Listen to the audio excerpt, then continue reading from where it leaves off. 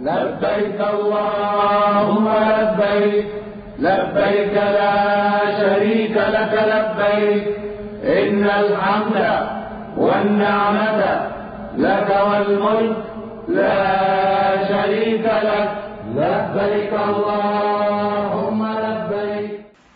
السلام علیکم ورحمۃ اللہ وبرکاتہ. نحمده ونصلي على رسوله الكريم. اما بعد فاعوذ باللہ من الشیطان الرجیم. بسم اللہ الرحمن الرحیم. رب اشرح لي صدری ويسر لي امری واحلل عقدۃ من لسانی یفقہوا قولی. چلیے صحیح کرتے ہیں. عبادت کی نیت سے صفا مروہ کے درمیان 7 چکر لگانا صحیح کہلاتا ہے. صفا سے مروہ تک ایک، مروہ سے صفا تک دوسرا چکر، اور اس طرح پھر صفا سے مروہ اور مروہ سے صفا اور پھر صفا. ایک پہاڑی سے دوسری پہاڑی تک ایک چکر ہو جاتا ہے. ٹھیک ہے. بعض لوگ 14 چکر لگا لیتے ہیں، تو ایسا نہیں کرنا چاہیے. قرآن مجید میں آتا ہے ان الصفا والمروۃ من شعائر اللہ فمن حج البیت او اعتمر فلا جناح علیہ ان یطوف بہما ومن تطوع خیرا فان اللہ شاکر علیم. صفا اور مروہ اللہ کی نشانیوں میں سے ہیں، لہذا جو شخص کعبہ کا حج کرے یا عمرہ کرے تو اس پر کچھ گناہ نہیں کہ وہ ان دونوں کا طواف کرے، اور جو شخص برضا و رغبت نیکی کا کوئی کام کرے تو بے شک اللہ بڑا قدردان اور ہر بات کو جاننے والا ہے. اب دیکھیں گے کہ بہت سی چیزیں طاق عدد میں ہیں. طواف کے 7 چکر ہیں، صفا مروہ کے 7 ہیں. اسی طرح اور بھی چیزوں میں اللہ سبحانہ وتعالی چونکہ طاق ہیں 1 تو اس لیے طاق پسند کرتے ہیں.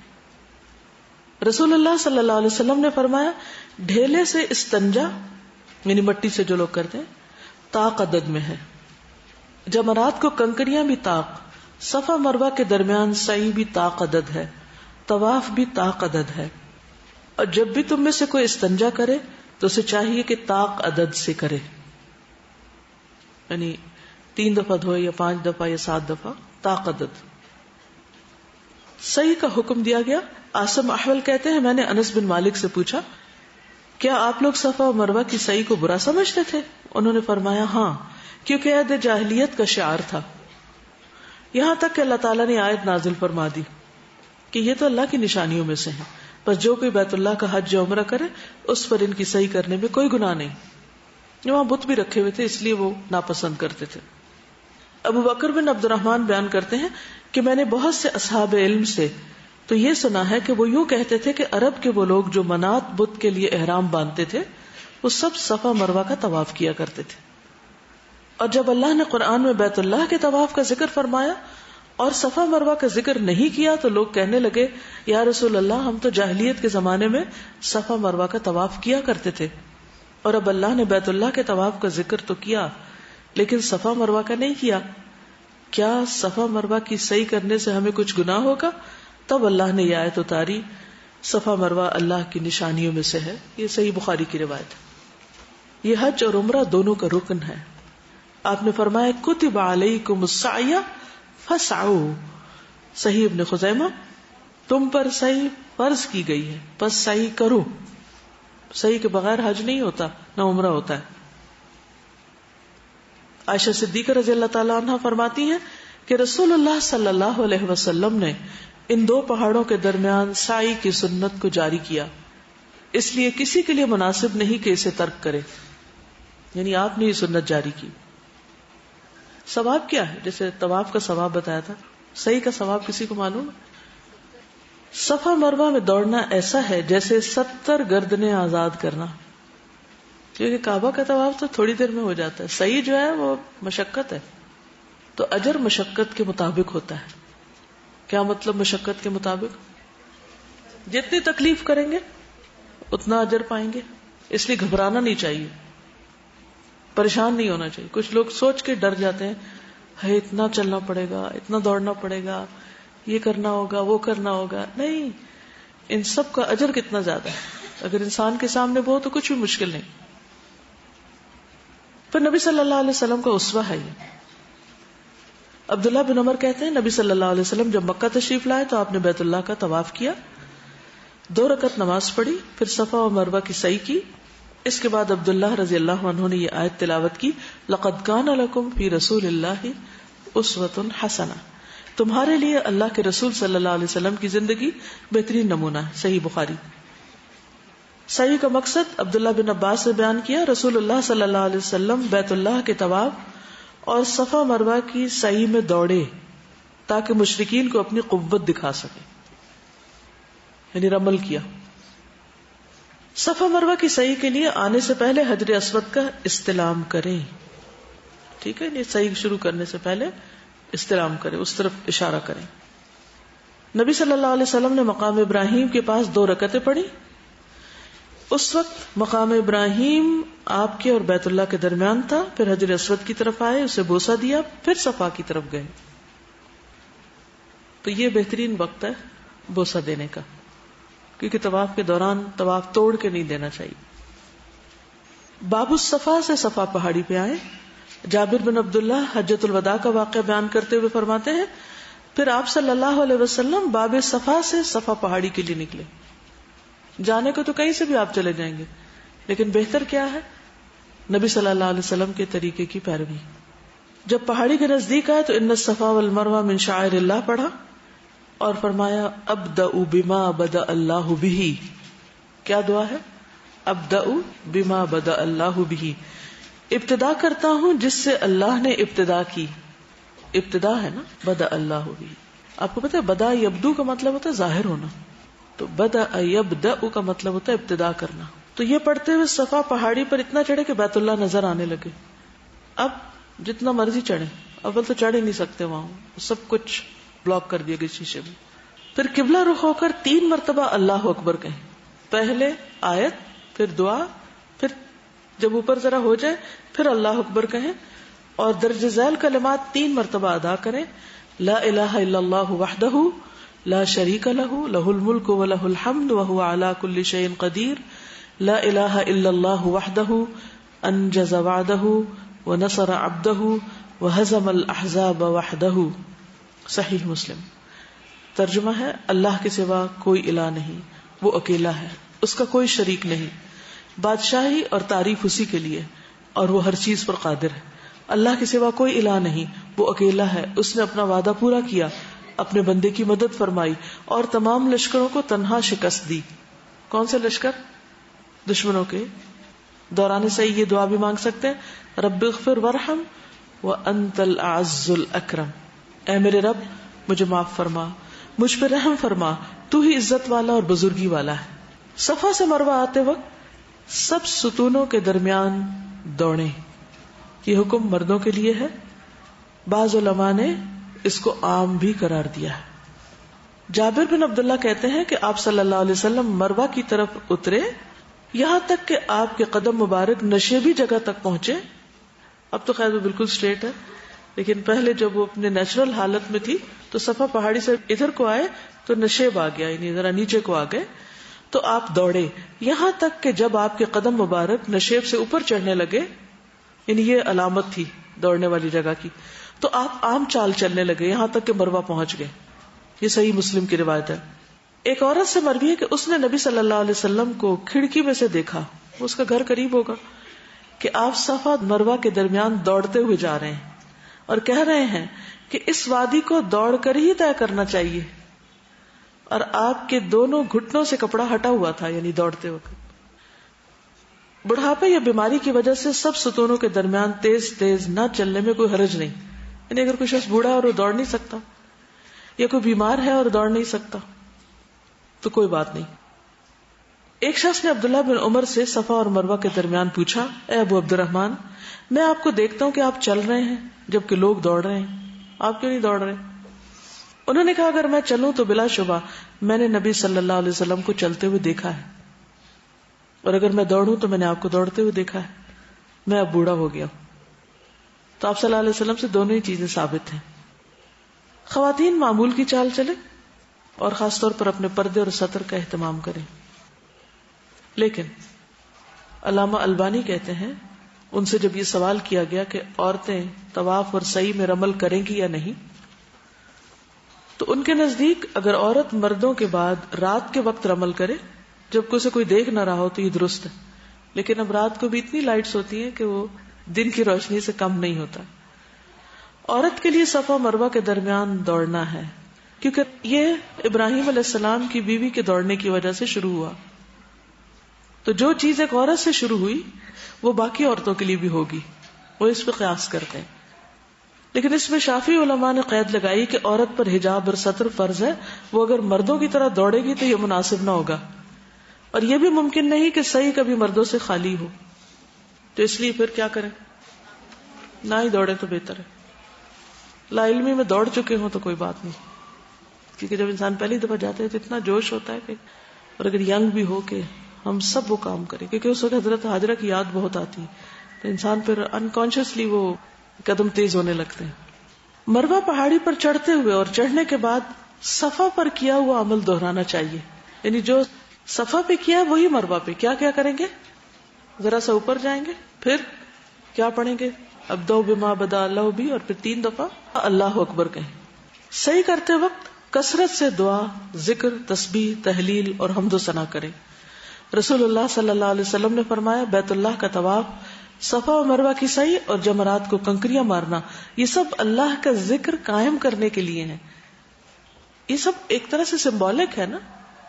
جب ہم دوڑ رہے ہوتے ہیں وہاں تو کوئی چیز تو نہیں پکڑنی ہوتی یا کوئی کام تو نہیں ہوتا وہاں دوڑنے کا، لیکن یہ ایک بہانہ ہے کہ اتنی دیر ہم کیا کرتے رہے، اللہ کو یاد کرتے رہے. اب دیکھیے کہ طواف اگر چھوٹا ہو تب بھی، اگر اس کا مطاف بڑھ جائے، لوگ زیادہ ہو جائیں تب بھی، چھت پہ کرنا پڑے تب بھی خوش ہو جایا کریں کہ وہ زیادہ بڑا ٹائم مل گیا. زیادہ بڑا چکر ہے تو زیادہ دعائیں مانگ لیں گے، زیادہ ذکر کر لیں گے، زیادہ وقت اللہ کے راستے میں ہوں گے، ہمارے قدم ایک ایک قدم اٹھے گا تو اجر ملے گا. اسی طرح صفا مروہ کے بیچ میں بھی، اسی طرح رمی جمرات، یہ سب اللہ کے ذکر کے بہانے ہیں. اللہ کا ذکر کرنے کے لیے یہ سب کچھ مقرر کیا گیا ہے. ورنہ نہ ہم حجر اسود کی پوجا کرتے ہیں، نہ خانہ کعبہ کی عبادت کرتے ہیں، نہ ان پہاڑیوں سے ہمارا کوئی سروکار ہے، نہ ہی کسی اور جگہ سے، نہ ان شیطانوں سے جہاں ابراہیم علیہ السلام نے کنکریاں ماری. ان سب جگہوں پہ جا کے دراصل اجتماعی عبادت کی جاتی ہے، مل کے اللہ کو یاد کیا جاتا ہے. اس سے ایمان بڑھتا ہے، ایک جذبہ بڑھتا ہے، اور بہت سے اس کے الگ فائدے ہیں جو پیچھے ہم پڑھ بھی چکے ہیں. اور اللہ تعالیٰ نے حکم دیا لِيَشْهَدُوا مَنَافِعَ لَهُمْ، جگہ جگہ وہ دیکھیں کہ ان کو کیا فائدے پہنچے. اس پہ جتنا بھی غور و فکر کریں کم ہے. کسی شرعی عذر کی وجہ سے سعی سوار ہو کر بھی کر سکتے ہیں. کس پہ سوار ہوں گے، اونٹنی پہ یا گھوڑے پہ یا کس پہ؟ Wheel chair. کئی سال پہلے ویل چیئرز ہوتی تھی لیکن اس کے باوجود پالکیوں پر طواف کرواتے تھے، تو اب پالکیاں نہیں نظر آتی. اور صفا مروہ کے بیچ میں تو اس وقت بھی ویل چیئرز تھیں اور اب بھی موجود ہیں. جابر بن عبداللہ کہتے ہیں نبی صلی اللہ علیہ وسلم نے حجۃ الوداع میں اپنی سواری پر سوار ہو کر بیت اللہ کا طواف کیا اور صفا مروہ کی سعی کی تاکہ لوگ آپ کو دیکھ لیں اور آپ ان سے بلند رہیں، وہ سیکھنے کے لیے بھی نا، اور وہ آپ سے مسائل پوچھ سکیں، کیونکہ لوگوں نے آپ کو گھیر رکھا تھا. تب اگر آپ ان کے بیچ میں چلتے تو کیا ہوتا، چند لوگوں کو تو آپ نظر آتے اور وہ پیچھے ہی نہ چھوڑتے آپ کا، اور باقی محروم رہ جاتے. اس سے ایک اور بڑے مزے کا مسئلہ سمجھ میں آ رہا ہے. کیا؟ استاد سکھانے کے لیے شاگردوں سے اونچا بیٹھ سکتا ہے. تو یہاں صحابی بتا رہے ہیں کہ آپ نے سواری پر ہی طواف کیا اور سواری پر ہی صفا مروہ کی سعی بھی کی تاکہ لوگ آپ کو دیکھ لیں، آپ ان سے بلند رہیں اور وہ آپ سے پوچھ سکیں، کیونکہ لوگوں نے آپ کو گھیر رکھا تھا. صحیح مسلم کی روایت ہے. ابو طفیل رضی اللہ عنہ سے روایت ہے، وہ کہتے ہیں کہ میں نے ابن عباس سے پوچھا مجھے صفا مروہ کے درمیان سعی کرنے کے بارے میں خبر دیں کہ کیا سوار ہو کر کرنا سنت ہے، کیونکہ آپ کی قوم کے لوگ اسے سنت سمجھ رہے ہیں.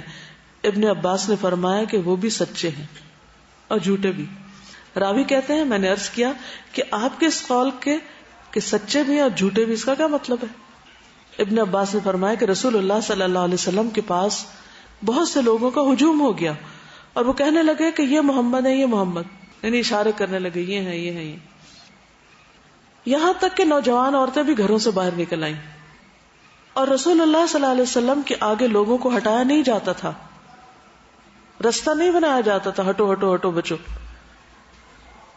تو جب بہت زیادہ لوگ ہو گئے تو آپ سوار ہو گئے، اور پیدل چلنا اور دوڑنا زیادہ بہتر ہے. یعنی جو شخص چل سکتا ہو، دوڑ سکتا ہو، وہ اسی طرح کرے، لیکن جو مجبور ہو، معذور ہو، بیمار ہو، بوڑھا ہو، چل نہ سکتا ہو، وہ سوار ہو جائے. ہمارے دین میں رخصت ہے. ام سلمہ کہتی کہ میں نے رسول اللہ صلی اللہ علیہ وسلم کو حجۃ الوداع میں اپنی بیماری کا بتایا کہ میں پیدل طواف نہیں کر سکتی، تو آپ نے فرمایا لوگوں کے پیچھے رہ کر سوار ہو کر طواف کر لو. اب خاتون بھی اس وقت اونٹنی پہ بیٹھ کے طواف کر رہی ہیں، تو آپ نے فرمایا تم پیچھے ہٹ جاؤ، بیچ میں نہ آؤ. کیوں؟ ورنہ سارے طواف کرنے والے وہاں اوپر چڑھی خاتون کو دیکھتے رہیں گے. تو اس لیے آپ نے ادب کے قاعدے میں فرمایا کہ لوگوں کے پیچھے ہو جاؤ لیکن سواری پہ کر لو. اس میں ویل چیئر والے بھی بازو کے جب بیچ مطاف کے آ جاتے ہیں تو دوسروں کو زخمی کرتے ہیں اور ان سے دوسروں کو بہت تکلیف پہنچتی. تو اگر بہت کم رش ہو تو باہر کی طرف سے کر لینا چاہیے، ورنہ پھر یہ کہ خاص ایریا مقرر ہے ویل چیئر والوں کے لیے، وہاں جا کر ہی اس پر طواف کروانا چاہیے. سعی کے دوران نماز کا وقت ہو جائے تو سعی چھوڑ کر نماز ادا کرنی چاہیے.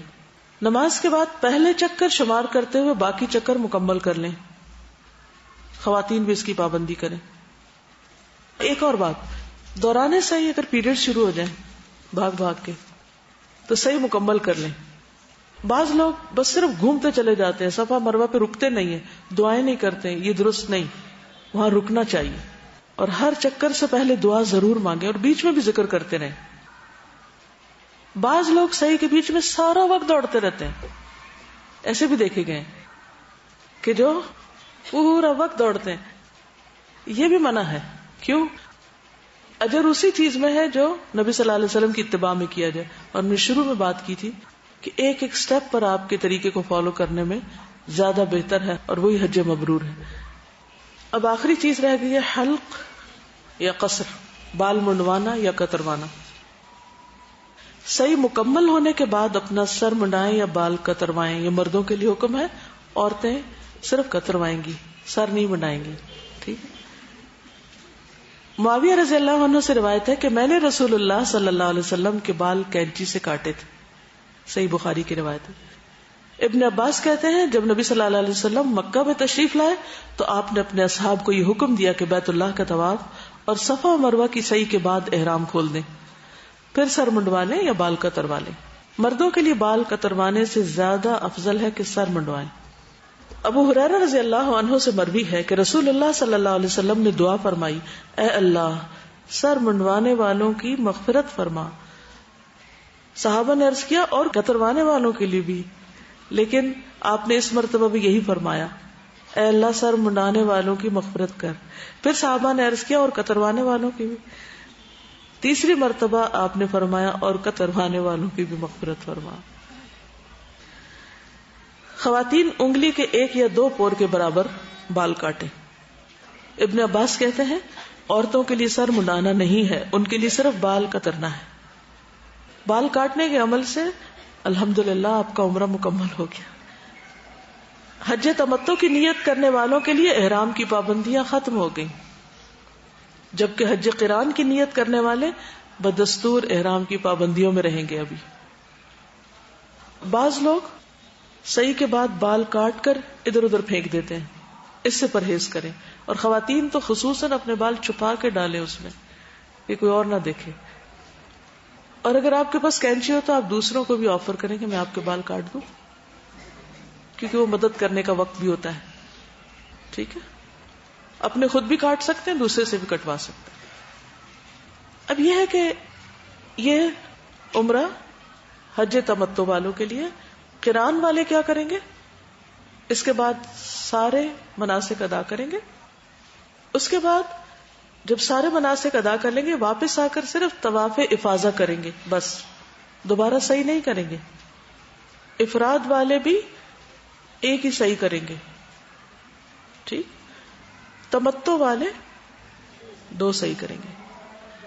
ٹھیک ہے, چلیے اب اجازت. سبحانک اللہم و بحمدک اشہد ان لا الہ الا انت استغفرک و اتوب الیک. السلام علیکم و رحمۃ اللہ. لبیک اللہم لبیک لک لبیک ان الحمد والنعمۃ لک والملک لا شریک لک. لبیک اللہم لبیک لک لبیک ان الحمد والنعمۃ لک والملک لا شریک لک.